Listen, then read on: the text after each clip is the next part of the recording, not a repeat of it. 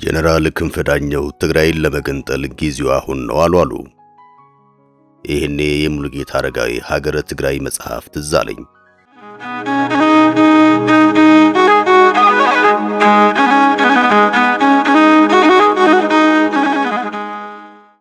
ከወራት በፊት በብቸኝነት ለህትመት በሚበቃው ጊዮን መጽሔት ላይ ስለ መጽሐፉ የከተብኩት አጭር ዳሰሳ ነበር። እናም ዳሰሳውን ልጋብዛችሁ ወደድኩና እንሆ ሀገረ ትግራይ በዘመናት መነጽር ሲታይ አጭር ዳሰሳ በወሰን ገብረ ኪዳን። የመጽሐፉ ርዕስ ሀገረ ትግራይ፣ የመጽሐፉ አይነት ታሪኮ ፖለቲካ። መጽሐፉ የታተመበት ጊዜ የካቲት 2018። የመጽሐፍ የገጽ ብዛት 316። የመጽሐፍ ዋጋ 600 ብር አለያም 25 ዩኤስ ዶላር። እንደ መግቢያ ሀገረ ትግራይ አዲስ መጽሐፍ ነው። ደራሲው ደግሞ ሙሉጌታ አረጋዊ ነው።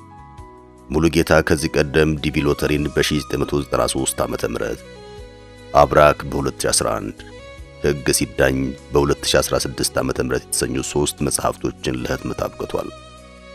2015 ዓመተ ምህረት ጀምሮ በአርቲስት ቲቪ የሚተላለፈውን በሕግ አምላክ የተሰኘ ተከታታይ ቴሌቪዥን ድራማም እየጻፈልን እሱ ነው። ይህ ሀገረ ትግራይ የተሰኘው መጽሐፍ 4ኛው ሥራ መሆኑ ነው። ሙሉጌታ የሕግ ሰው ነው። ለዚያውም የአዲስ አበባ ዩኒቨርሲቲ የሕግ መምህር። በሌላ አነጋገር አገሪቷ ካፈራቻቸው ጉምቱ የሕግ ሰዎች መካከል አንዱ ነው። ለዚህም ይመስለኛል ባበረከተልን የጽሑፍ ሥራዎቹ ሁሉ ሕግን ዋነኛ ማጠንጠኛ ያደረገው።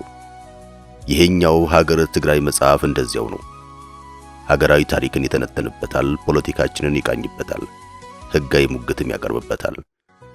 ለዚህ ነው የመጽሐፉ አይነት ታሪኮ ፖለቲካ ነው ለማለት የተገደድኩት። አንደኛ፣ የሙሉጌታ ሀገረ ትግራይ መጽሐፍ በ8 ምዕራፍ የተከፋፈለ ነው። የመጀመሪያው 3ቱ ምዕራፎች የኢትዮጵያን ታሪክ የቃኘበት ነው። ይህንንም የሚያደርገው የኢትዮጵያ ታሪክ በጽሑፍ መስፈር የጀመረበት ወቅት ነው ተብሎ ከሚታሰበው ከዳአማት ሥርወ መንግሥት አንስቶ ነው። ከዚያም የኦርቶዶክስ ቤተክርስቲያን በሀገር ምስረታ ላይ ያላትን ሚና፣ የእስልምናን ወደ ኢትዮጵያ መግባት፣ የሰለሞናዊ ሥርወ መንግሥት መከሰት እስከ ፍጻሜው ድረስ ያስቃኘናል። ደራሲው በየምዕራፉ ውስጥ በንዑስ ርዕሶች እየከፋፈለ የዘመናት በርካታ ታሪኮችን ያወጋናል። የቃላት አጠቃቀሙ፣ የአረፍተ ነገር አስተዳደሩ ቅልብጭ ብቻ ያለና የተዋጣለት ነው። ይህም የታሪክ አተራረኩን ጣፋጭና ውብ አድርጎታል። ሁለተኛ፣ የሚቀጥሉት ምዕራፎች የደርግ የኢህአደግና የአሁኑ ዘመን ብልጽግና ፖለቲካዊ ሁኔታ ከታሪክ ጋር እያሰናሰነ የሚያስቃኝበት ክፍል ነው። እናም ሕጋዊ ሙግቶችን እያስከተለ በታሪክ መነጽር ውስጥ የኢትዮጵያና የሀገረ ትግራይን ማግኔታዊ ጥምረት ያሳየናል። ለዚህ ነው ከጥንተ ጥንት የኢትዮጵያ ታሪክ ተነስቶ የሚንደረደረው። ሙሉጌታ በትረካው አክሱም ኢትዮጵያን የጠንካራ ብሔራዊ ኩራትና የዘመናት ታሪክ ባለቤት በማድረግ የራስ መተማመን ስሜት አስፍናለች ይላል ገጽ 25 ላይ። እና በኢትዮጵያ ሀገረ መንግሥት ምስረታ ውስጥ ትግራይ ከፍ ያለ ሚና እንደነበራት ይነግረናል። በሰለሞን ሥርወ መንግሥት ውስጥ የትግራይ ሚና የላቀ እንደነበር ይተርክልናል። ክብረ ነገሥትን በመጻፍ የንግስና መስመርን በመቀየስ ኢትዮጵያ ከጁዶ ክርስትና ጋር በማጣመር ብሔራዊ ተረክ በመፍጠር ማለትም ገጽ 33 ፍትሐ ነገሥትን በማቀናጀት ረገድ የትግራይ አስተዋጽኦ ገጽ 36 ላይ በማመላከት ትግራይን ከኢትዮጵያ መነጠል እንደማይቻል ያመላክተናል። 3 እንዲህ እያለ በበርካታ የታሪክ ማጣቀሻዎች አስረጅ እያቀረበ የሚዘልቀው ሙሉጌታ ማለትም ደራሲው የትግራይ መሪዎችና የኢትዮጵያ መንግስታት ወይም ነገስታት ግንኙነት ፍጹም የሰመረ እንዳልነበር ይናገራል። የባላባቶች ኩርፊያና መዝ እንግዳ እንዳልነበር የሚጠቅሰው ሙሉጌታ በሺህ ዘመናት በጋራ በተጋመደ ታሪክ ውስጥ የፈለገ መከፋት ቢኖር ትግራይ ወይም የትግራይ መሪዎች አንድም ጊዜ ከኢትዮጵያ ስለመገንጠል አስበው እንደማያውቁ ይናገራል። ይህ ነው የመጽሐፉ ዋና አስኳል። እዚህ ላይ ከመጽሐፉ ቃል በቃል እንጥቀስ። ምኒልክ ኤርትራን ለጣሊያን ሲተውለት የታላቋ ትግራይ ሕዝብ የራሱን ነጻ ሀገር መመስረት ይችል ነበር። አፄ ኃይለ ሥላሴ ከስደት ሲመለሱ በወቅቱ የትግራይ ትግርኝት ሐሳብ ሲያቀነቅን በነበረው በእንግሊዝ ረዳትነት ነጻ ሀገር መመስረት ይቻል ነበር። የወቅቱ ፖለቲከኞች ግን መገንጠልን አልመረጡም። ተጋሩ ከኢትዮጵያ መገንጠል የሚያስችላቸው ኮስታራ ሙከራ ምንጊዜም አድርገው አያውቁም። ሁሌ ለኢትዮጵያ ሲቆሙ ነው የሚታዩት። ሕወሓት ሳይቀር ትግሩ ትግራይ ነጻ ለማውጣት ነው በሚል ጀምሮም ትግሉን በሚያሳካበት ሰዓት ላይ ሲደርስ አላደረገውም። የኢትዮጵያ ምትሃታዊ መስህብ ከኢትዮጵያ ርቆ እንዲሄድ አልፈቀደለትምና። 4 ሙሉጌታ የኢትዮጵያ ምትሃታዊ መስህብ ከኢትዮጵያ ርቆ እንዲሄድ አልፈቀደለትም ብሎ በደፈናው አያልፈውም። ምክንያቱም ሀገረ ትግራይን መመስረት አለብን የሚል ሐሳብ ያላቸው ወገኖች ብቅ ብለዋልና። ይሁን እንጂ ሙሉጌታ ያሁኖቹ ሀገረ ትግራይን አዲስ ሐሳብ አላቀረቡም። ሐሳቡን የኮረጁት በብሔራዊነት ጉድለት ከሚከሱት ከህወሓት ነው ይለናል ገጽ 261 ላይ። እናም ነገሮችን ከሀገራችን ባህል አንጻር እንድናይ ግድ ይለናል። ትርክታችንን እንድንፈትሽ ይጋብዘናል። የፖለቲካ ባህላችንን ያስቃኘናል። የትግራይን ባህል እንዲሁ። እናም ከሀገረ ትግራይ ጥያቄ ጋር የተያዙ የሕግና የሞራል ጽንሰ ሐሳቦችን እያነሳ ይሞግታል። በሌላ አነጋገር ደራሲው የመገንጠል መብትን ከሞራል አንጻር ይፈትሻል። ከሕገ መንግሥት አንጻር ይቃኛል። ከዓለም አቀፍ ሕግ አንጻር ያስተነትናል።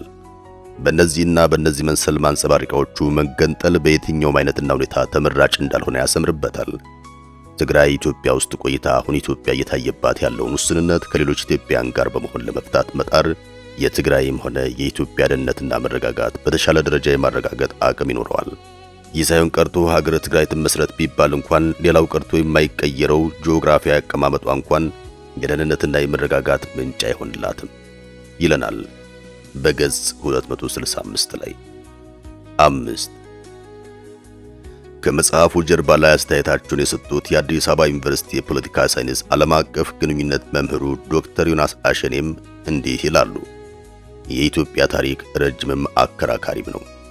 ፖለቲካ ይህንን አከራካሪ ታሪክ በአግባብነት ይጠቀማል። ይህ ያልተገራ ፖለቲካ የተገዳዳሪዎች ትግል የሞላበት ነው። የሀገርና የሕዝቦችን ነገረ ህላው ያውካል። ፖለቲካ ማንኛውም ጉዳይ መገዳደሪያ ከማድረግ አይቆጠብም። ይህ ፖለቲካ ከታሪክ እየመረጠ በማስታወስ ራሱን ይገልጣል። ሙሉጌታ አረጋዊ ሀገረ ትግራይ ብሎ በሰየመው መጽሐፉ ፖለቲካው ወደ አደባባይ ይዞ የመጣውን ሰሞነኛ የመገንጠልና የባይተዋርነት ፖለቲካ ይተነትናል።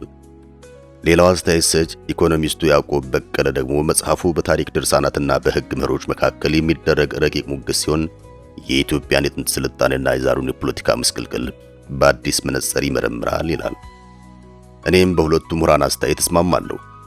ለዚህ ነው የዚህን አጭር ዳሰሳ ርዕስ ሀገረ ትግራይ በዘመናት መነጽር ሲታይ ለማለት የተገደድኩት።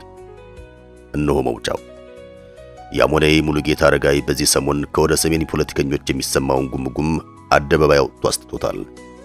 በበርካታ መረጃዎችና ማስረጃ እየፈተሸ የጥያቄውን ባዶነት ፍንትው አድርጎ ያሳየናል። እርግጥ ነው አንዳንድ ሰዎች ርዕሱ ተጋፊ ነው ብለውኛል። አንድን ክልል እንደ ሀገር ዕውቅና መስጠት ያክል ነው ሲሉም ቅሬታቸውን ነግረውኛል። ነገር ግን እዚያው የውጭ ሽፋን ላይ የኢትዮጵያ ሙሉ ካርታ ይታያል። በካርታው ላይ የሁሉም ክልሎች ባንዲራ ቆሟል። ከዚህ አንጻር ለዚህ ጽሑፍ ቅሬታው ሚዛን አልደፋልኝም። ቢሆንም ደራሲው ቀጣዩ ህትመት ላይ የርዕሱን ጉዳይ ቢያስብበት ጥሩ ይመስለኛል። በተረፈ ሀገረ ትግራይ ድንቅ መጽሐፍ ነው። በበርካታ የታሪክ መረጃዎች የታጨቀ፣ በርካታ መጽሐፍትን በማጣቀሻነት የተጠቀመ፣ የደራሲው ደግነት የታየበት ሊነበብ የሚገባው መጽሐፍ ነው። ሻሎም።